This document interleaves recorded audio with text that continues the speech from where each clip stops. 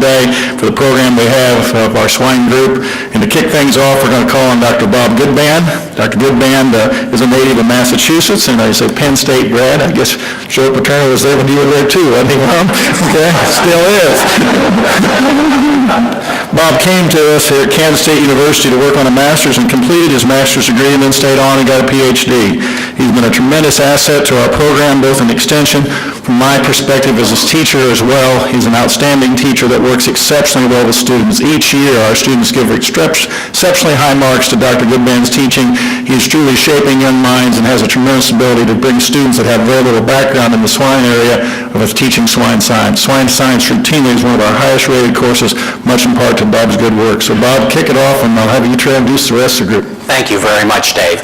Good morning. I'd like to welcome all of you to Swine Day and also to campus. For those of you who it's a first-time event, I hope that you'll find an opportunity to come back year after year. And for our many supporters that do come here year after year, I'd like to thank you too. We're very fortunate at K-State to have one of the few swine days that's presented from universities, and we really appreciate your support. We couldn't do that without you. So, to get on with our program, we've got a busy program today, a full program.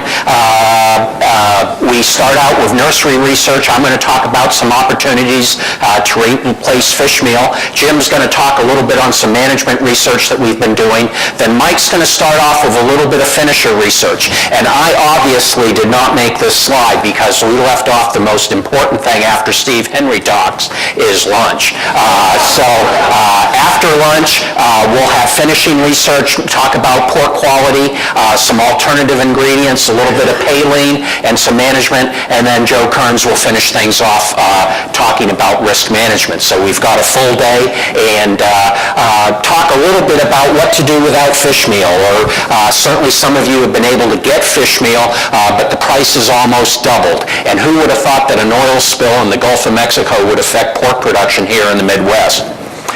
But what we've been doing is looking at replacements for alternative protein sources, namely fish meal, in our nursery diets for phase 2. And in this particular research, we've been looking at the use of crystalline amino acids. And I need to point out two people for this research. First of all, Jeremiah Nemechek, who's sitting there in the third row.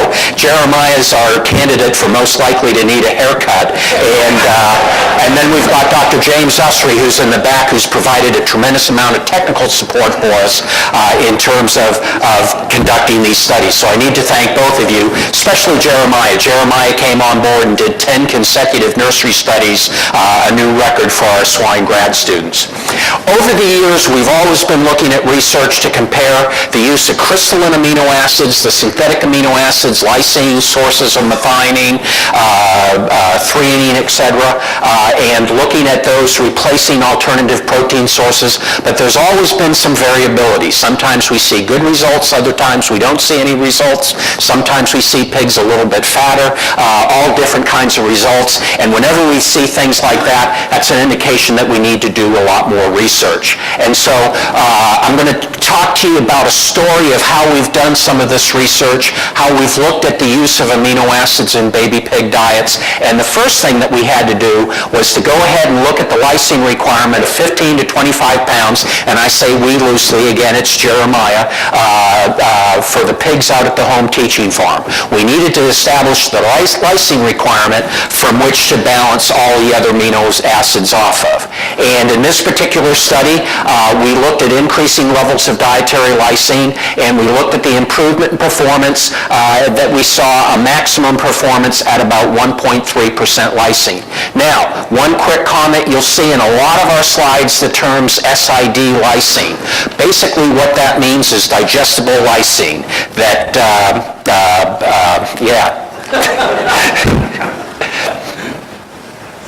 That means digestible lysine. That means digestible lysine. In the past, when we were feeding milo and soy-based diets, we didn't really necessarily worry about digestibility. That was built into our recommendations. But now when we use distillers, when we use crystalline amino acids, Joel's going to talk about wheat mids, when we use a whole bunch of diverse amino acids and protein sources, we balance things on a digestible basis. So when you see SID, that means digestible amino acids. And And again, in this particular study, the pigs responded to 1.3% lysine. When we see feed efficiency, the lower the value, the better. Feed efficiency showed a quadratic or a linear response, but really was optimized at the 1.38% lysine. And we generally see feed efficiency being optimized at a slightly higher level of lysine than we do for average daily gain. So this research fell right into play, exactly what we'd expect. And so for our other studies, the studies to follow, that's where we formulated our diets to 1.3% lysine, just to make sure that we weren't over the pig's requirement. We wanted to be just right at, or in some cases, slightly below. We didn't want to be over-formulated, but 1.3% lysine. Our next step was to determine if we can replace the fish meal in our diets with the use of crystalline or synthetic amino acids, the L-lysine, alamette-gym, or DL-methionine, all those different sources of methionine, threonine, etc. And in this particular slide, I want you to focus on the top two lines only. And the purple line represents how much fish meal we had in the diet.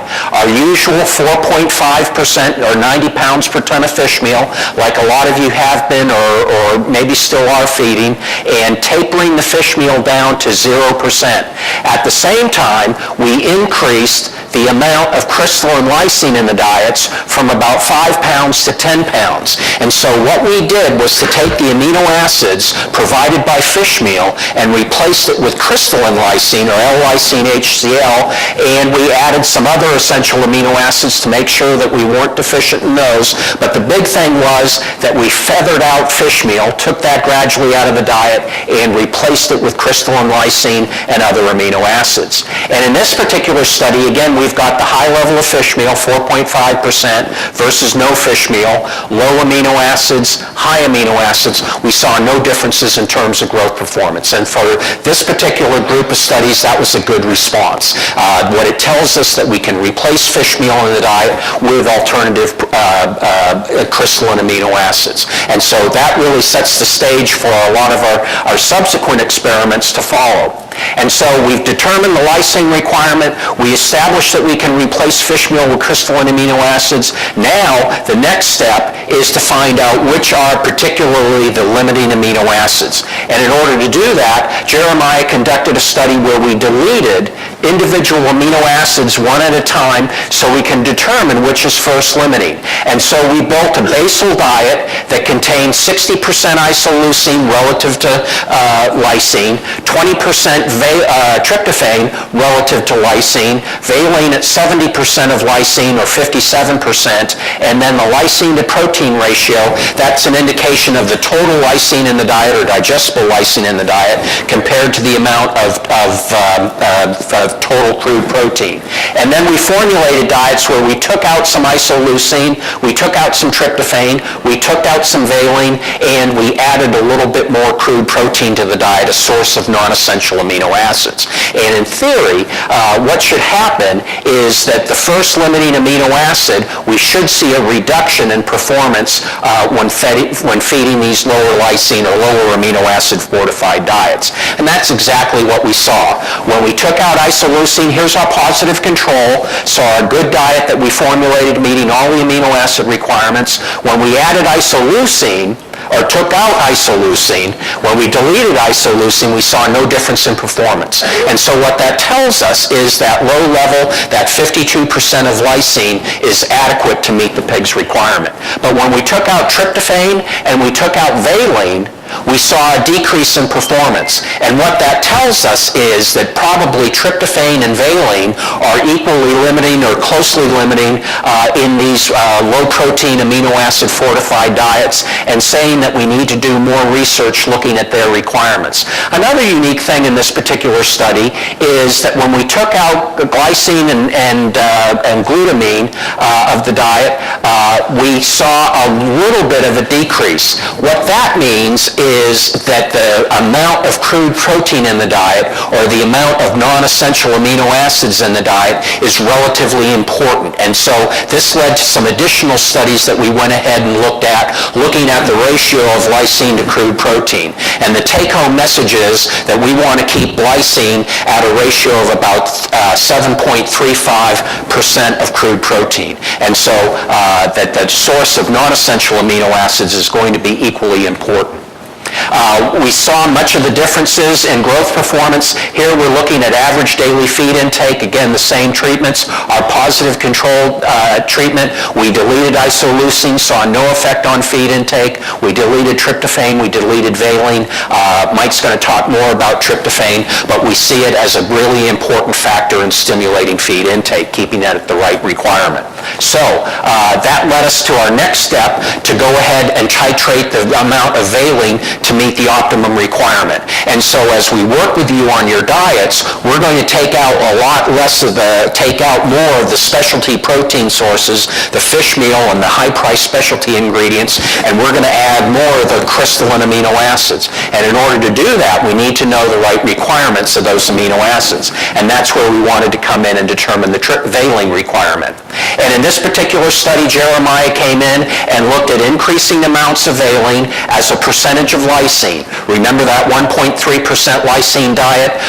We saw optimum performance when valine was at 64% of lysine. So again, that gives us an indication that if we change the lysine level in the diet slightly, going from a phase 1 or an SEW to a transition diet, as we change lysine levels, we need to change the other amino acids in proportion. And so what that told us was that we were going to get awfully good performance at about 65% valine relative to lysine.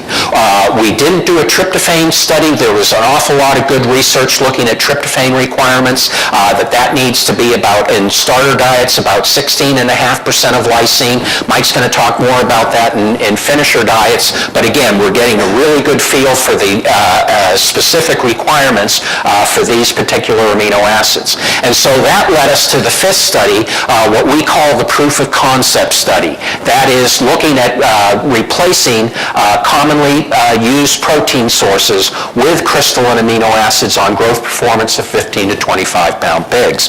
And in this particular study, we looked at 3 protein sources. We looked at fish meal, 4.5%, 6% meat and bone meal, or 6% poultry meal.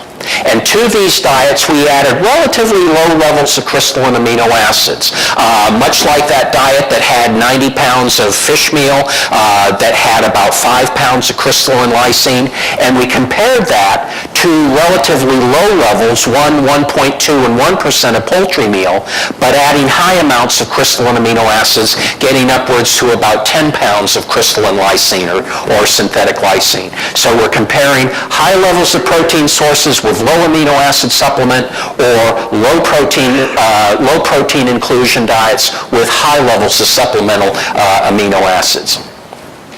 And the neat thing about this study, when we look at the pigs fed fish meal, look at pigs fed meat and bone meal, look at pigs fed poultry meal, there wasn't any different among the different protein sources. That is, each one of those did equally well, but we did see a significant improvement in average daily gain for those pigs in the yellow bars that were fed the diets with high synthetic amino acids.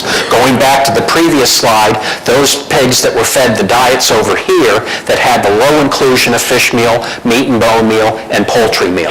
So we saw a nice improvement in average daily gain, 0.57 versus 0.54, 0.54 versus 0.49, and 0.57 versus 0.42. So it's telling us that all this research that Jeremiah has gone ahead and done is looking at replacing crystalline amino acids or looking at replacing protein sources like fish meal or meat and bone meal or poultry meal with these crystalline amino acids actually works. And so that was a neat part of the experiment. We look at the effects on feed efficiency, no difference on protein source, and no difference really on low versus high, but you can see the numbers were going the right direction, that again, in addition to improving growth rate, we saw some improvements in feed efficiency. So the take-home message of Jeremiah's thesis, and Jeremiah will pan things out so you get your thesis written and you can use this for your title page, that tryptophan and valine were needed in our low crude protein formulated diets, that when we take out a lot of the fish meal, that we need to add some tryptophan and some valine. We talked about the lysine requirement of these pigs, the digestible lysine requirement of 1.3%. We're working that into your diet, so we're sure that you've got good performance of your pigs. The valine level needs to be 65% of lysine, and tryptophan level needs to be 16.5%. An area that we're working on, again, is this lysine to total crude protein ratio. And again, some of the studies that Jeremiah has looked at is that we don't want to have a ratio beyond 7.35%, that ratio gives us optimum performance. And so again, the take-home message of these slides is that these commonly used specialty protein sources, such as fish meal, meat and bone meal, poultry meal, can be replaced with crystalline amino acids. And we get some opportunity there from an environmental standpoint, reducing nitrogen excretion, and hopefully we've got some price opportunity to save a little bit of money. Now, we've other opportunities for replacing fish meal, looking at crystalline amino acids that we just talked about. Spray-dried blood meal has always been a potential ingredient, but supplies of spray-dried blood meal have tightened and its price has increased in response to fish meal issues. We've got fermented soy products that we can take a look at, and a new class of ingredients, intestinal peptide proteins. Now, that doesn't sound very appealing, but they're byproducts of heparin production that we use in human medicine. And again, the same kind of technology that's used to produce spray-dried animal plasma and spray-dried blood meal is actually used on these intestinal peptides. In fact, what it is in lay terms, that you take the small intestine, squeeze out the villi, clean them, squeeze out the villi, and then they go for, take the heparin out of that's used as an anticoagulant in human medicine, and the leftover material is then spray-dried with a carrier, such as a corn milling byproduct or a soy protein byproduct, and we come up with an ingredient that contains about 50% crude protein and a good source of amino acids. And Cassie Jones, Cassie who's visiting today, Cassie's research that we showed and visited about last year, here we have average daily gain of pigs fed a negative control diet versus 5% fish meal, which we saw a non-significant but a little bit of an improvement in average daily gain. But what we saw was the big improvement in average daily gain when we fed one of these intestinal peptides that you're probably more frequently familiar with as DPS 50, dried porcine soluble. So we saw a really nice improvement telling us that we can replace fish meal with the DPS 50. The fermented soy protein, pepsoigen, we didn't see quite as much of an improvement in growth performance. Maybe we need a little bit more work there with the fermented soy protein products. But again, the hydrolyzed intestinal peptides, we saw a nice improvement in performance. Mandy Myers, one of our grad students who's finishing up her master's degree, looked at this study where we looked at PepNS. PepNS is a protein product made by Techmix, and again, it's one of these products that's produced through hydrolyzation of the small intestine of pigs at slaughter. And here we have a corn-soy diet with no specialty protein sources, 3, 6, 9, and 12% of this PepNS, and 6% fish meal. And what we saw was a really nice response to the PepNS, again, being equal to, and in some cases, just a little bit better than the 6% fish meal in the diet. So, lots of options for you as producers, whether we want to go the route of crystalline amino acids, whether we want to use some intact protein sources, a lot of different options that will work for your particular operation.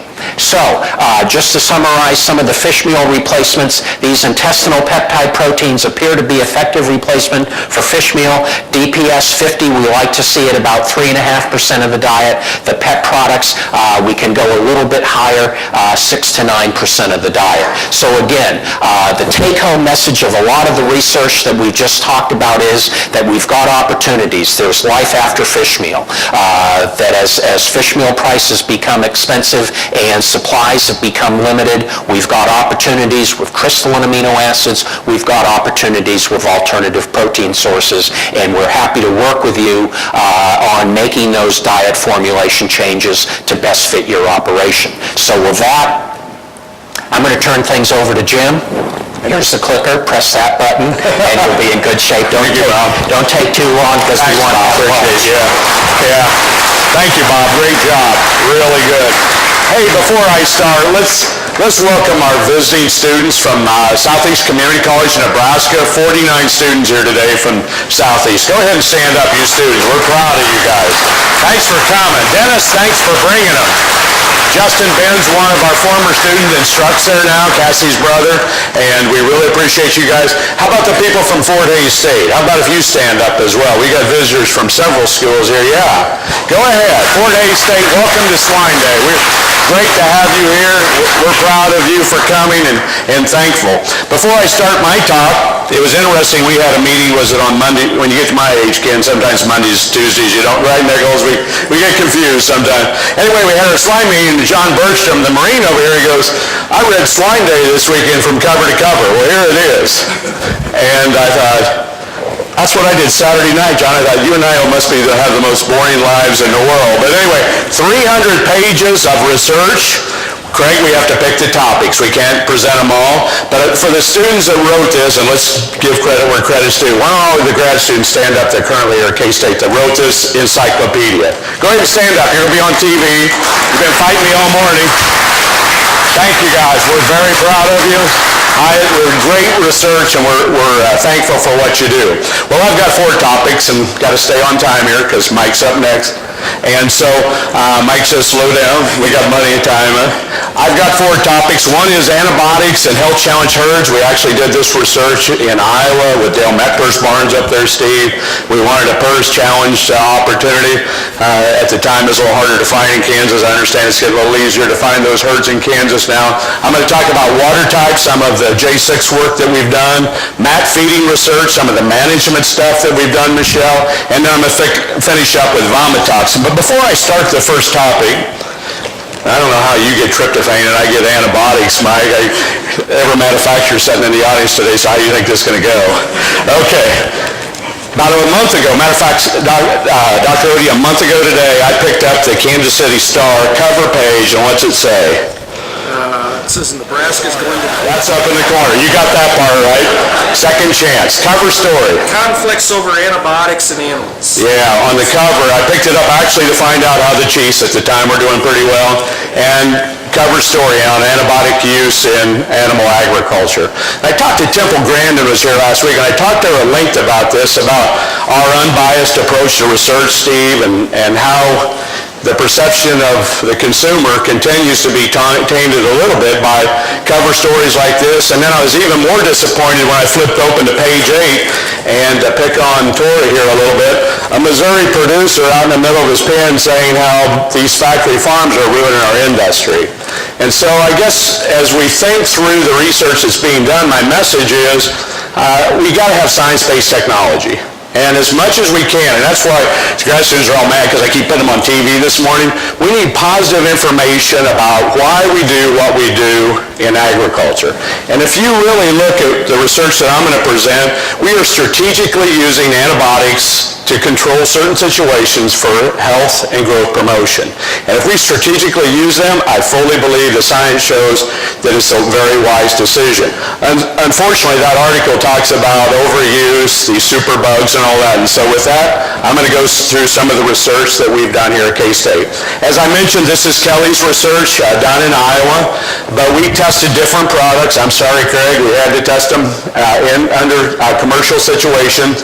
Denigard CTC during the nursery phase, Palmitil for 41 days, Denigard at 200 grams per ton, followed by Denigard CTC, and you can see then Denigard CTC and then Denigard and then Denigard CT combined. Bottom line is all these antibiotics gave a positive response. If you look at growth promotion, they all give us positive benefits. In this particular trial, under the present conditions of PRRS in this herd, Denigard CTC gave numerical advantages in growth performance. If you look at final weight, and I think Dr. Dries has done these summaries, in the nursery phase, you get benefits. And again, if you want to argue why we have them in there under health challenge, we get big benefits in growth. In the case of Palmitil, a 2-pound advantage in final weights. If you look at the combinations of Denigard CTC, a 5-pound advantage in final weights out of the nursery. So they all work. In this case, some just worked a little bit better than others, okay? And so if you summarize our antibiotic research, and we presented it, Matt Steidinger's research, Mike, that you guys did in Illinois for the last 2 years, now in Iowa under a more PRRS challenge situation. In this particular trial, we found no differences in phase 1. We've seen over a pound in the first 10 days in phase 2, and then again 2.8 pounds, or a total of 3.9 pounds if you average all the antibiotics that we fed in this particular trial. So again, they can argue with us in the press, and it says that in there, that we continue to hear about this efficiency and cost effectiveness of protein, and by using these antibiotics, I think they clearly are justified. They're clearly justified in the nursery phase based on unbiased research that we conduct here at Kansas State University. Okay, switching gears.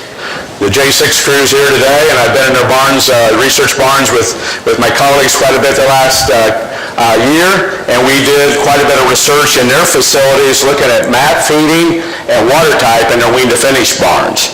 And as many people are starting to do, switching over more to wean to finish type production, there's a number of questions in those facilities on how to get pigs started. And so I want to present some of Dr. Potter's research. Megan's going to Abilene, going to start with Abilene Animal Hospital here in a little bit. We've been very appreciative of the research that she's done, helping us understand some of these technologies. We compared 2 type waters. Now, I always appreciate the veterinarians, especially, I've heard Steve give several talks in the last year because he's so good in producer groups. And he talked about sitting in pens for a couple hours videotaping these pigs, and I thought, gosh, dang, that's awesome that somebody that's done it for this many years still has a passion to sit in the pig pen, let them chew on you, let them do all that while he's videotaping. And then he told the producers, but I charge you for that too. So Steve, we all understand now, here he is, he's so loyal. But anyway, pigs are curious.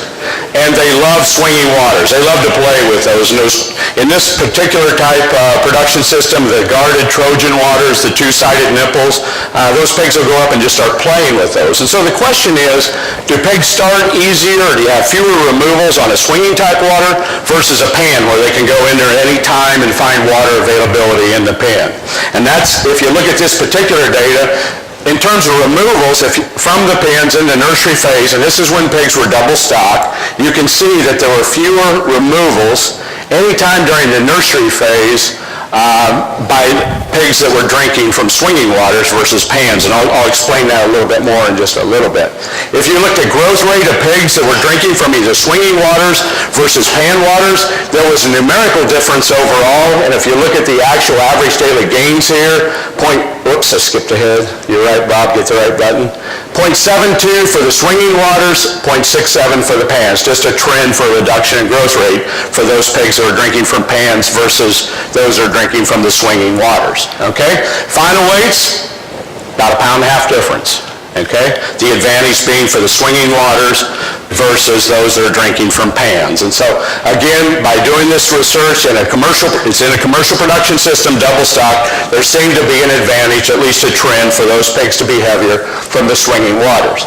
And so overall, in terms of our water, and everybody's thinking right now, well, how about the cup waters? Well, we didn't have those in this particular comparison, but if you look at the actual research, what you found is the swinging waters gave us fewer removals compared to pan waters, better growth rate, as well average daily gain in this case, and better feed efficiency as well. And again, there was no advantage to having water available in a pan all the time in those facilities. Okay? Here's a picture of the pan. Doesn't show up very well, but that's probably best that way. You know, hygiene, management, making sure these are clean, they're really, really important. And once in a while I just swing by our SEW barn out here, and we have cup waters where we, nipples and cups below them. I'm not going to give the brand, they're very good water. But I'm always impressed with the students that go in there and clean those waters out.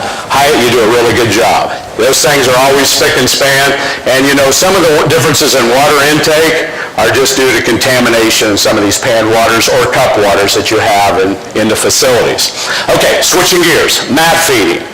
Big issue, especially again, double stocking these pigs, move them into an environment where you have a microclimate, where you have some type of supplemental heat, infrared or propane or heat lamps.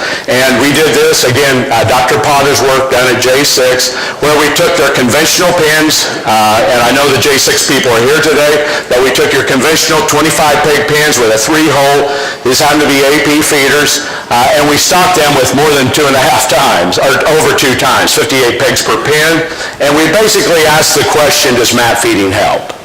Okay, in commercial production, can we get these pigs started on feed quicker? And for the students in the room, you're probably saying, well, why would you do that? Well, we're switching these pigs from a total different environment. You know, they've been in a nice environment with mama providing the water and the nutrients, and suddenly we move to a pen where you got all these strangers, in this case 57 new pen mates to figure out, you know, who's who in the zoo, and then you also got to find out, you know, where's the feed is no longer provided from warm mama, and you also then got to find water and a place to sleep. And so we tested 2 concepts. One is no mat feeding versus mat feeding. This experiment, we did it for 6 days.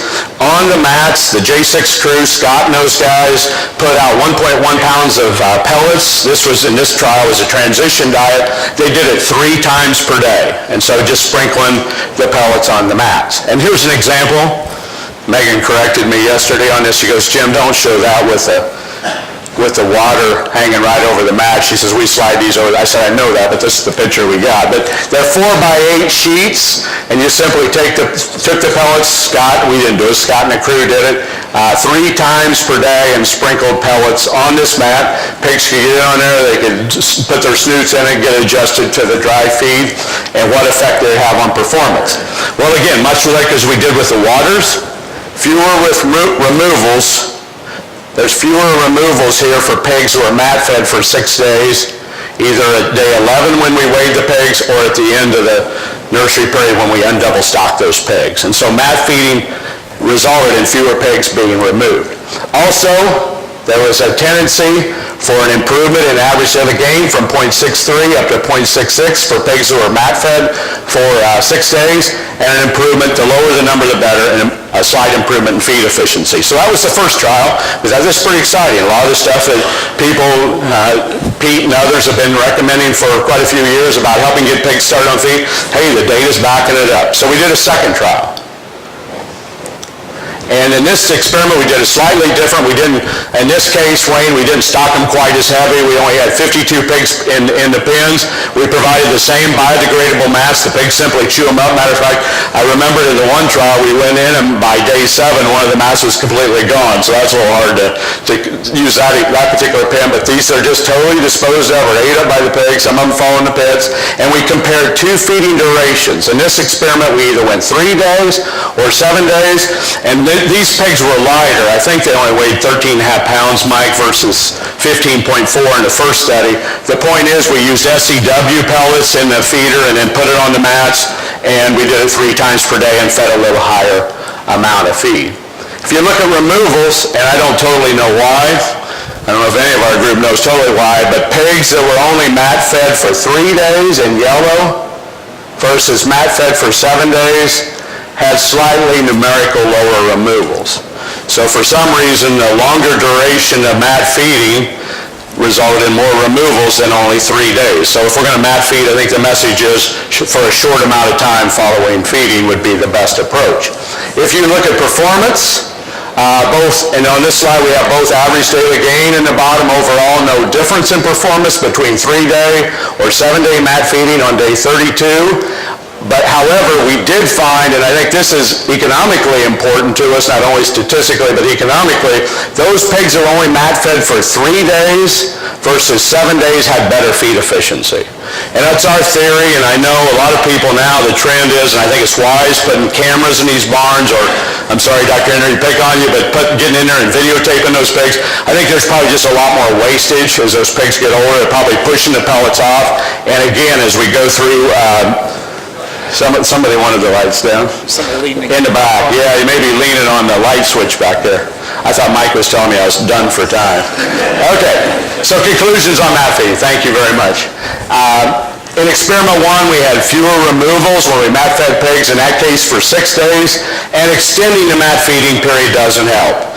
We only tested 3 days, maybe 2 to 3 days. 4 days is optimum in terms of mat feeding, and based on the data that we have, we think there may be some behavioral reasons on why this helps pigs learn to eat feed quicker or start better in the nursery phase. Okay. How many's happy to see the 2009 corn crop gone? Yeah, all the nutritionists are definitely, yeah, what a year. What a year. And I know we got a little carryover. Obviously, the price is not reflective at this point. But anyway, it's good to get that corn crop of 09. We had a lot of rain, especially in Ohio during the flowering stage. A lot of fungi grew in the corn, and we ended up with a lot of mycotoxins. Most people, as we characterize it, send samples to the North Dakota State Diagnostic Lab. It's pretty well documented that was vomitoxin or DON or these type products. And there was a huge movement across, especially as you went into Iowa, northern Iowa, southern Minnesota, and went east in Indiana, Illinois, and especially your country, Ohio, to try to find out what you do with this grain. And I know there's some people in here that are in the ethanol business as well, but then the challenge becomes, what do you do with the distiller's grains when you concentrate it by threefold? And I still remember in December talking to Dr. Mahan at Ohio State on the phone, and he goes, Jim, we've got corn as high as 15 to 20 parts per million vomitoxin. He had sows in his research farm that just would refuse to eat it and die. I mean, and so we had a challenge. We got through it pretty well. We tried a number of ways to reduce vomitoxins by feeding what I call products that tie up, either absorb, degrade, or in some cases enzymatically digest these products. We did trials. We, being Julie Barnes, one of our master students as well, looked at positive control, and I think this only had 0.8 parts per million of vomitoxin. And then by using distiller's grains, we set up a negative control diet, or a diet that had 4 parts per million of vomitoxin, and we tested many of the products were available. I don't need to go through which companies make these, but we tested the widely used commercial products. And there was one, well, first of all, you can see the negative effects of having vomitoxin on growth performance, and you all knew that already. But we had one product that seemed to provide some positive benefits in diets that contained 4 parts per million of vomitoxin, and this product was Diffusion Plus. And if you follow this through, although it didn't restore performance to the control level, it was definitely higher than the negative control or some of the other products on the market. This appeared to be a direct response for some reason for pigs that were fed Diffusion in the presence of high levels of vomitoxin or 4 part per million, an increase in feed intake. So as we ran these trials, it seemed to be a feed intake response by and large when we put Diffusion, which I should mention, Diffusion is a combination of many, many ingredients. It has synthetic amino acids in it, it has antioxidants in it, it has a variety of products, yeast products, and direct-fed microbials that are supposed to tie up these products. And for some reason, whatever this kitchen sink is, in our research, it seems to be working pretty well. If you look at final weights out of the nursery in Julie's trial, negative controls here, 42.2. Those pigs fed Diffusion, 44.9, so a 2.5-pound advantage, 2.7. Again, not restoring it to what we hope to see as the 2010 corn crop, or the better quality corn. Okay? As I said, I mentioned Dr. Don Mahan's been doing research for a long, long time, longer than me, Bob. And I know she didn't say anything about my haircuts. I don't want to mention Jeremiah at all, because some of us are just jealous of those that have hair like that. But anyway, Don Mahan has been doing swine nutrition research for a long time, and he's did some of the early tests in Ohio with corn. And again, I mentioned to you earlier what happened in his own research farm there. But they had corn, in this particular case, as they got from a commercial operation that ran 7 parts per million of Don, and even their normal, the lowest they could find in Ohio was 2 in the 2009 corn crop. He looked all over trying to find clean corn, it just wasn't available. Well, basically what Don did is he mixed these nursery diets for all of us. And when you've been around and you have a reputation as good a researcher everybody wants to work with people like that. And 14 different universities participated in this trial, 14 universities. And you know how working with, what's it like, herding cats, kind of trying to get people to follow what you want? Well, Don sent out this email that we got to save the U.S. swine industry basically by doing these trials. And here's the results. He as well used diffusion. And again, I don't want to just tell you that their product's the only one that, was miles ahead, but that's basically the results in 14 different university studies. It actually brought it back to the positive control of the diet that had corn with 2 parts per million. The other products in these 14 experiments did not work in improving the performance of nursery pigs. If you look at the effects on feed intake, and I mentioned that earlier, the 14 universities showed the exact same thing that Julie's trial said, and that is when you use diffusion and combining it in diets with 7 parts per million of Don, you bring back feed intake. And then finally, feed efficiency. In this particular test, when you put that many universities together with that many replications, actually got an improvement in feed efficiency. And again, here I'm comparing the negative control, the 7 parts per million of Don, to that with diffusion in it. And so, in summary of my portion of the talk, is the vomitoxin story of 2009 was tough. We survived it in terms of a business. In the future, and the good news is the future is so far, at least the testing we've done and others have done, the 2010 crop looks very, very good in terms of quality. And we can, if some of you different parts of the country have seen differences that, we can talk later. At this point in time and in the future, we've got a commercial product available that mitigates the negative effects of vomitoxin in these diets. So we've got somewhat of a solution if this runs into our corn crop again, or other wheat, other ingredients that we may use in the future. And finally, and I want to give Ernie Hansen credit, I think Ernie's here today, for leading up a lot of the research that's going on in the commercial production, where pelleting and other heat treatments, or the combination of moisture, steam, and heat, seems to really reduce vomitoxin level as well. And so there may be some just simple feed manufacturing practices that we can use to enhance the quality of the corn beyond adding these ingredients. And finally then, giving Hyatt's research effort credit, one of the components of diffusion, as we've spun this thing out, is sodium metabisulfite, and it appears to reduce vomitoxin as well. And so at the Midwest Animal Science meetings over the next 6 months, we're going to have a lot more research in that area that'll be presented on other ways to overcome the negative effects of vomitoxin in swine diets. And so with that, to summarize Bob's portion and my portion, I think we've clearly shown you today that fish meal can be replaced with synthetic amino acids and other peptide sources in nursery diets. I think we've also showed you that the swinging waters, at least in the commercial production barns that we tested them in, were advantageous in starting pigs or having fewer removals versus pan waters, as well as mat feeding just for just the first few days following weaning helps us get more pigs started on feed. Slight advantage in average daily gain as well. And finally, we have some good news is we got rid of the 09 corn crop, but if it happens again, we've got some possibilities to use some mycotoxin binders. At this point, though, we tell our producers, I think we can recommend get those binders out of the diets with a higher, if you know you've got 2010 crop that is in fact the higher quality corn. So again, thank you much. If Bob and I cut out of here in about 15 minutes, we've got a huge crowd today. Matter of fact, I see the numbers from 2005, we had 250 people. I don't keep track of these lowest days. 250 people, and this year we got 435. And so that means when we go to lunch, you want to get to lunch, and Bob and I may cut out a little early.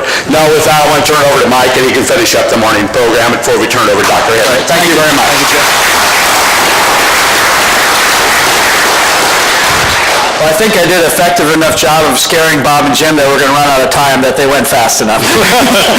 So what I'm going to do is switch over and talk a little bit about grow finish. Most of the grow finish information is going to be this afternoon, but we are going to touch on one topic before we switch over to Dr. Henry's presentation. We're going to talk just a little bit about DDGs and some of the things we've learned about dealing with DDGs, in particular on the amino acid side.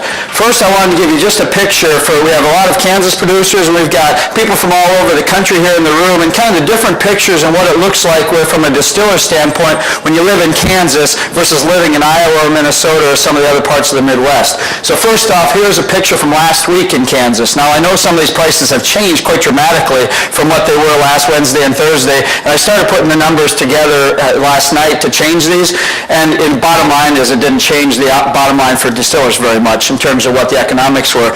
But just to give you an idea, if you plug in this is a calculator off our website, you start looking at 10, 20, and 30% distillers. In Kansas, the savings per pig is around $1.75 up to a little over $4 per pig, depending on the distiller's level you run around in the diet. And so even though we got a lot of beef cattle here, and our distiller's price is pretty darn high compared to what you pay in Iowa, Spencer, but certainly I know that prices in some of those plants have been moving that direction in Iowa, that it still is economical here in Kansas as compared to our grain prices. You look at Iowa, Minnesota prices, and certainly there are still some, Minnesota in particular, a lot of the DDGs are still down to $145 per ton, $150 per ton range. You look at the difference. Savings per pig, $2.70 at the 10%, up to over $7 a pig at 30% distillers. And so pushing these level of distillers up is certainly a major driver for reducing cost of production.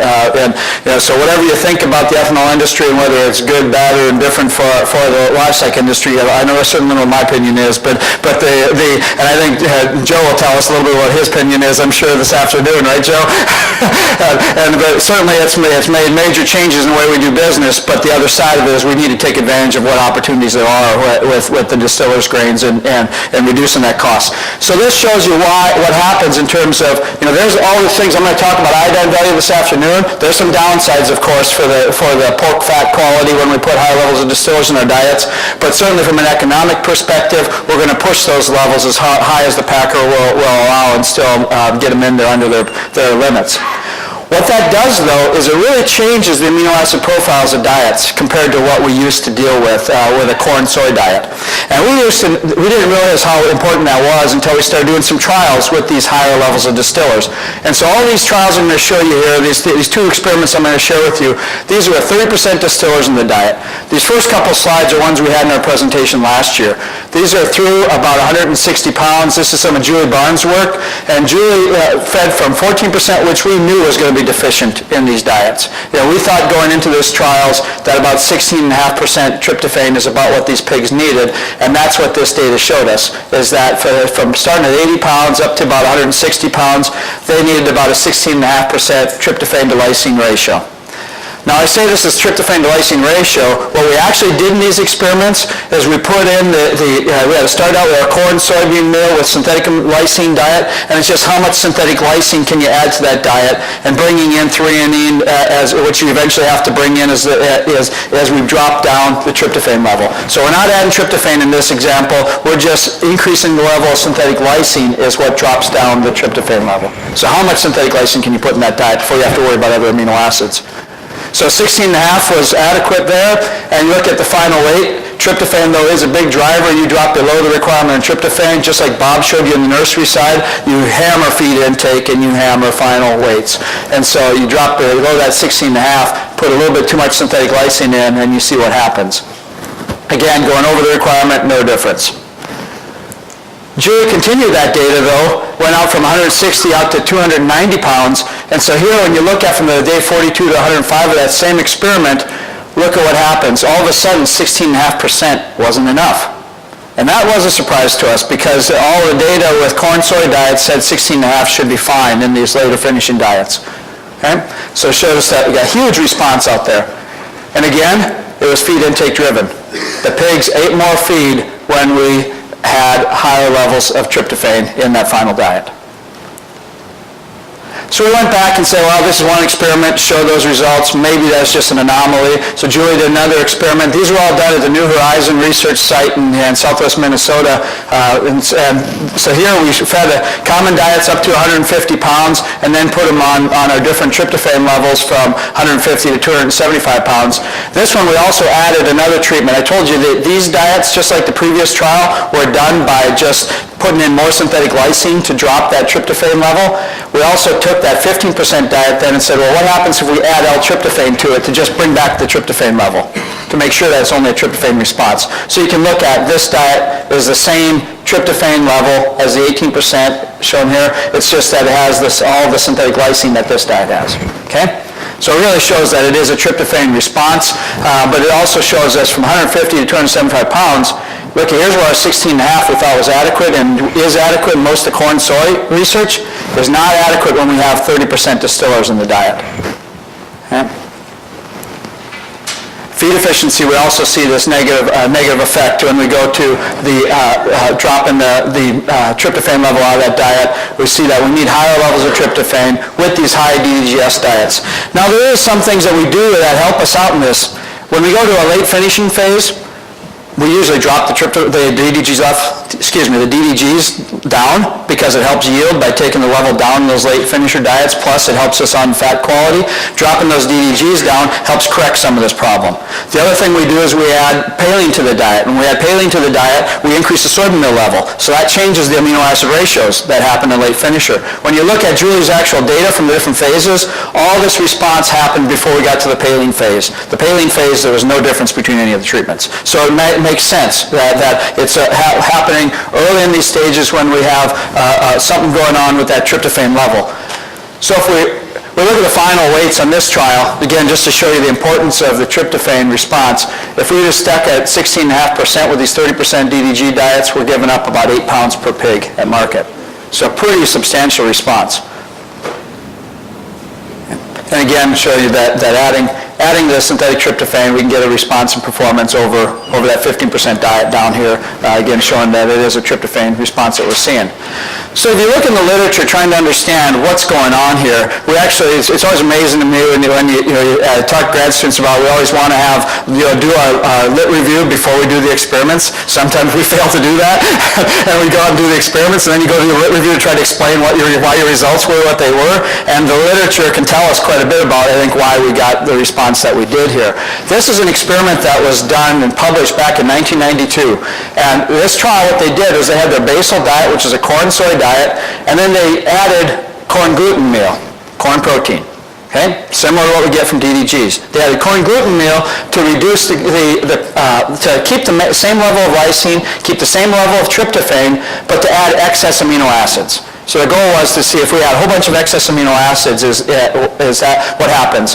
And then they also added just glycine and glutamine to add individual amino acids just to make sure that it's something with particular all these other amino acids, or is it just total crude protein amount in the diet. So these two had the same total crude protein, just different ways of doing it. And what it showed is you get this big detrimental effect. When you have deficient tryptophan levels, you end up with a big detrimental effect and much bigger response on gilts in this study than on the barrows, but you see the negative effect there. When you go to the higher tryptophan level, they still saw the negative effect on gilts, but really no difference in barrows. It's very interesting. This happens in other species, too, when you really dig in the literature. And there's information even on anorexia, and why anorexia is a bigger problem in females when you get to a low tryptophan diet, that they think it's a tie into that the serotonin feeding back in the brain that they don't want to eat when they get such high low levels of tryptophan coming in. So that was just one experiment. Well, this same research group came back in 1996 and published another paper that shows basically the exact same response. And this one, though, was really interesting because they measured all these brain hormone levels to figure out exactly what was going on and figure out that it was a serotonin response that they were finding. So what you end up here is that low crude protein and a high crude protein diet, again using the corn gluten meal to create that difference in crude protein, and then fed either a deficient or suboptimal level of tryptophan or what they thought was optimal. And again, what you see is when you have that low crude protein diet, you didn't need as much tryptophan in the diet you'd have very little difference in performance here. But when you add a lot of amino acids to the diet, like you do when you add corn protein that's deficient in lysine, you end up adding a bunch of other amino acids. You see what happens is average daily gain, and in both these trials is almost entirely a feed intake response.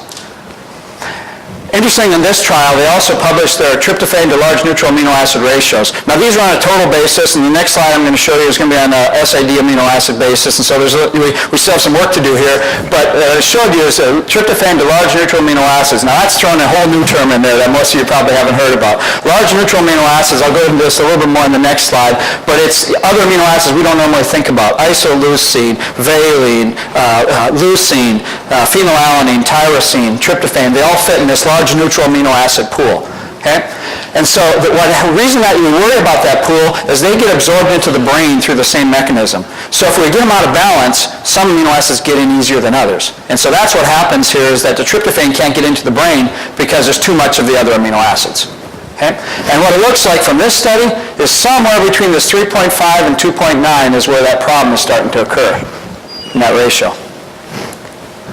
And so, if you just go through the math, I just did an example here of a corn soy diet from 170 to 210 pounds, one of the critical areas in Julie's research, and did a corn soy diet formulating to 16.5 tryptophan to lysine ratio, and did the same thing with a 30% DDGS diet.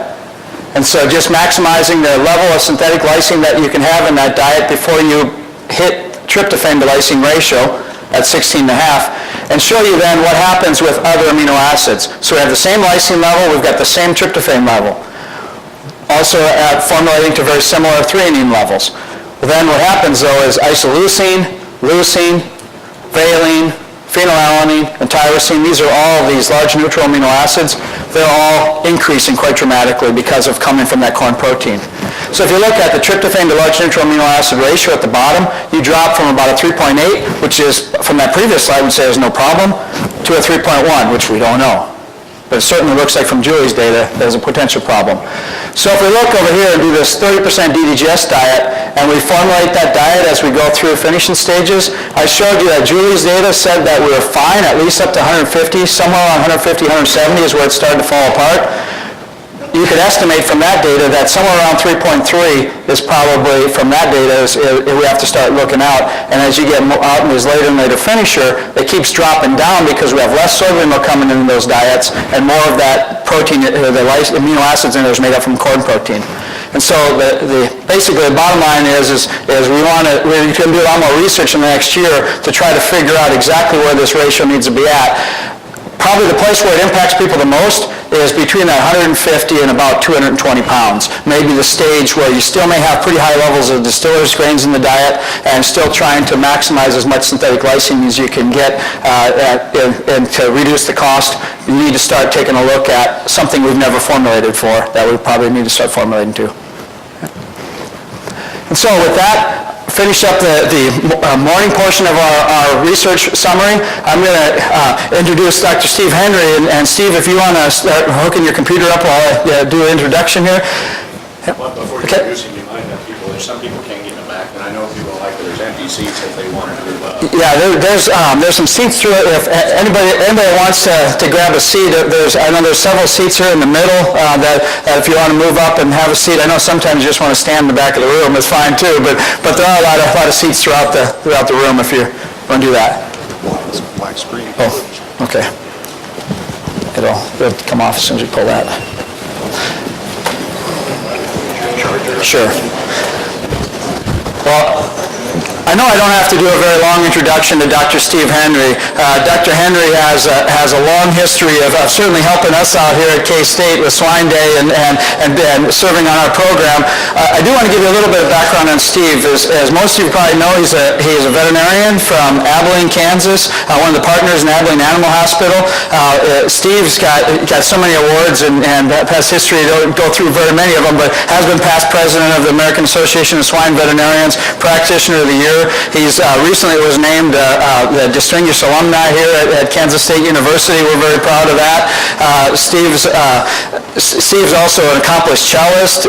He's a computer expert that every time I run into problems, and if I can't find Tim Carson here at K-State to help me out in our department, I bug Steve to help fix things for me. The other thing to give a background on Steve is when we came, I wanted to come to Kansas just over 20 years ago, and tried to convince my wife at the time why it was good for us to come to Kansas. She said she'd come to Kansas under one circumstance: she could work with Dr. Henry. And so unfortunately, we talked Steve into hiring her, and so we've been here for an awful long time since. But the other thing, probably the biggest compliment I can give Steve is really a true barn-level veterinarian. Understands pigs and understands what goes on in the barn as well as any veterinarian that I know anywhere. And so with that, I'll turn things over to you, Steve.